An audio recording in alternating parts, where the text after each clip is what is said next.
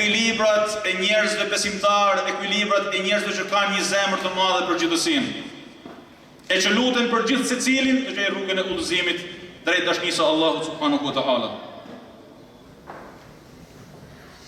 Me fjalë të tjera, ne si musliman sot jemi të ftuar të bashkëpunojmë të lidhim duart me çdo që ka një niyet të mirë për ta shpëtuar tokën tonë, e botën tonë, mbar njerëzimin nga frika e terrorizmit, nga frika e intolerancës e dhunimit të drejtave të njerëzimit, nga kthetrat e urrejtjes në emër të fesë, a ideologjive të ndryshme me poshtfetar që kursesi nuk mund të kenë asnjë lidhje thelbësore me Islamin, me Kur'anin, me emrin dhe veprën e Hazreti Muhamedit alayhi salatu wassalam.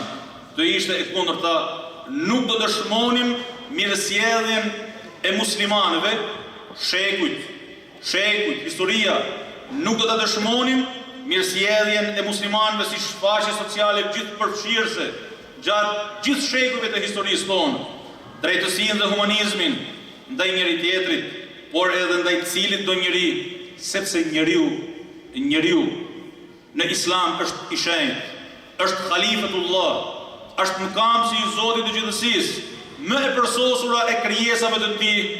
A nuk na thotë në Kur'anin famullar, "Wa fi anfusikum afala tubsirun"? A nuk shikoni dhe nuk vështroni në veten tuaj? Sepse Zoti e ka bërë gjithë secilin për nesh ajet për ajeteve të udhëzimit, ajet për ajeteve të dashurisë së Tij dhe përsosmërisë së Tij në krijim. Të dashurit të mi, do ta përfundoj temën e kësaj ligjërate edhe për respekt të kohës. Unë ju them dhe ju pyes, a nuk e keni dëgjuar dhe lexuar transmetimin e saktë dhe historik të Imam Muslimit kur transmeton se dikush i tha pejgamberit ton alayhi salatu wasalam, lutu kundër mushrikëve, pra mallkoi ata. E pejgamberi alayhi salatu wasalam i thot duke i thënë, unë nuk jam dërguar mallkues, unë jam dërguar mëshirë. Këta jemi ne. E kjo është feja e jonë. Ky është pragu dhe caku i jonë. E kushdo që në emër të Zotit, në emër të pejgamberit, në emër të Kur'anit bën një thirrje ndryshe nga kjo, në fakt ai po thret drejt një Zoti fals, e drejt një Kur'ani fals, e drejt një profeti fals, që nuk është Allahu i gjithësisë, që nuk është Kur'ani famullar, që nuk është Hazreti Muhamedi sallallahu alaihi wasallam. Vëllezërit e mi, ju të nderuar organizator, unë ju falenderoj përzemërsisht për këtë tubim bujar, e këtë tubim vlerash në këtë natë të begate, të gjysmë Shabanit, për cilën sa hadithe e sa transmetime vinë për të tërhequr vëmendjen për të kthyer nga Zoti me pendim. Sepse ne si musliman, sot në këtë ditë e në çdo ditë të jetës tonë, jemi të ftuar të kthehemi nga Zoti i gjithësisë, e të pendohemi me zemër të pastër dhe të sinqertë, e të kërkojmë bujarinë dhe bekimet e Tij për jetën tonë, për të bërë përcjellësit më të mirë, e bartësit më të drejtë të amanetit të shenjtë të Zanafillës, që na bën për të dëshmuar si njerëz të paqes, e njerëz të dijes, e njerëz të vullnetit të mirë për të ndërtuar jetën, e jo për ta prish, e jo për ta shkatërruar. Sa argumente nga historia për mënyrën se si ne i kemi trajtuar, ne muslimanët, baballarët, gjyshët tanë, si i kemi trajtuar të tjerët, musliman, jo musliman, gjatë shekujve. Unë po e mbyll me një shënim të vogël, të regjistruar në revistën Zani Inal në vitin 1924, ku shënohet në ky rast. Autori thotë, në një mbledhje që u ba në Londër, në kryesinë e Lord Venterden, dietari i famshëm ingliz Sir Thomas Arnoldi mbajti një fjalë mbi muslimanët. Këtu, fjalimin e Sir Arnoldit po ju paraqesim me shkurtim. 3 rreshta. Thomas Arnoldi thoshte kështu: ju shënoj, pra ju bëj me dije, se islamizma s'është një fe vetëm, si një dogmë krejt teologjike, por Islami është një fe krejt shoqënore me rregulla të plota sociale. Me këtë shpirt social që ka, Islami është një faktor i madh i qytetënimit. Vëllezërit e mi të dashur, e ju motra e nana fisnike, ta ndjejmë veten krenar, e ta përhajrojmë njëri tjetrin për këtë mirësi të madhe të udhëzimit në Islam, e të rrugëtojmë çdo moment të jetës tonë drejt atij ajeti të mallnueshëm kuranor, në të cilin Zoti i Gjallësisë urdhon të thotë: "Wa man ahsanu qawlan mimman da'a ila Allahi wa 'amila salihan wa qala innani minal muslimin." Ku ka ma vepër mirë, e ma fjalë mirë, se sa ai i cili vepron drejt dhe vepron mirë, pra muslimanët. Dhe dëshmon me të madhe se unë jam prej muslimanëve. Unë jam prej muslimanëve. Ne jemi prej muslimanëve dhe kjo është krenaria ma e madhe e jetës tonë. Ju du për hir të Allahut e lutem për ju, e bekatoft Allahu subhanahu wa taala këtë natë dhe çdo natë. E bekatoft Zoti i Gjallësisë këtë mezhlis e çdo mezhlis në të cilin ne mblidhemi për dashninë e Tij, e për udhëzimin e Tij, e për fjalën e Tij, e për bekimet e Tij, e na dash Allahu e na bashkoft për herën e të mira, e me të mira, e me të mirët. Wassalamu alaikum wa rahmatullahi taala wa barakatuh. Ju përshëndes dhe ju uroj çdo të mirë.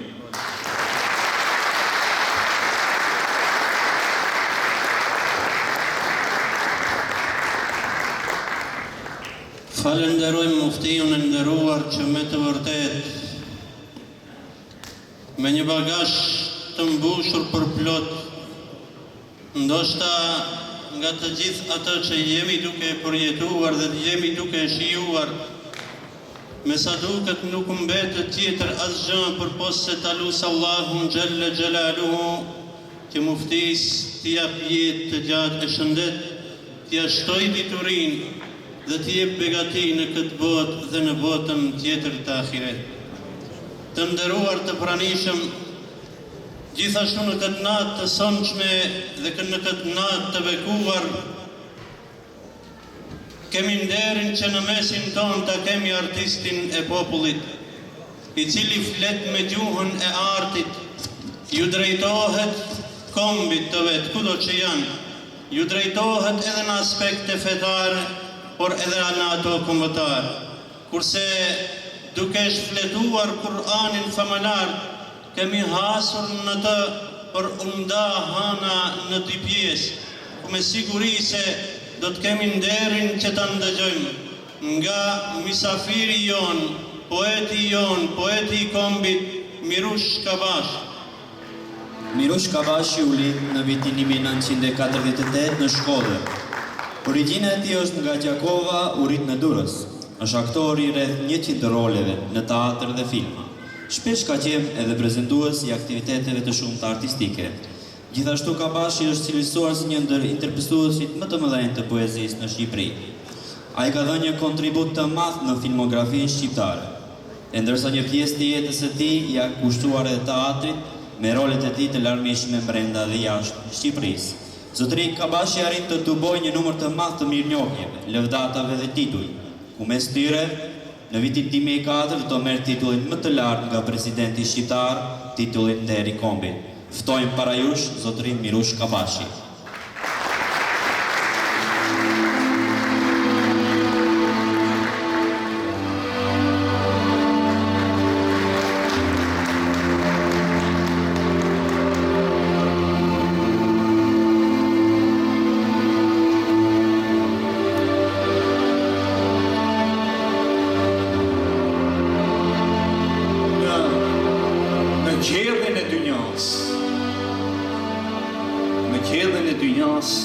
Ka vetëm një hapë, po ajo u nda në dy pjesë, por njeriu më të vetmuar mes tokës dhe qiellit. Ai është më i vetmuar se gjithë njerëzit në dynjë, po vetmin kur nuk e ka ndjerë. Nuk ka as namë e as bazë. Është arritur pa përkjapimin e tyre. Po vetë është shumë e afërt se sa përkjapimi. E atje te kalia ai nuk ka dritë, se ai është vetë kandilin drejtues. Nuk lexon libra, se ai është vetë libri i gjallë i jetës. Dhe nuk zbulon fshehtësi, se ai është vetë rojtësi i fshehtësisë. ko ai që është mësuar një herë me praninë e tij, në mëngjes të tij, fjalët i thahen në buzë, edhe dynjaja i ngushtohet. Një trum hurme, një herë e provoja porsinë e tij. E kur ai u largua, trumu lotoi, po mos i shkyer përsëri. Dynjaja do nëtonte në vaj, trumu qahë, po zemra një vjetë. Zemrat e gjalla e duan atë vaj pa. Aja shëntari hijgjeretit, që e praktis vendlindje, se gjaku nuk guxon të pikoj atje ku përënujt e semsenet. Aja është luftari pa epur kundër luftës. Është luftari sëras, që nisët nga tokë. Ulltari miraqit, që kthehet nga qiej. Fjalët e tij nuk janë nga kjo botë. Bota është krijuar për fjalët e tij. E në gjoksin e tij është shkruar fillimi dhe fundi. Në gjoksin e tij është shkruar fillimi dhe fundi, se ai është udhëtari pa fundësisë. Ai është Muhameti në shpellën hira.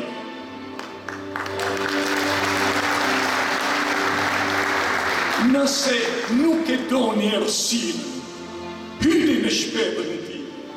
Sa më tepër të vetmohesh në atë shpellë, aq më pak të ta ndjesh vetmin. Sa më tepër të futesh në errësinë e asaj shpellë, aq më tepër do të jesh dritë.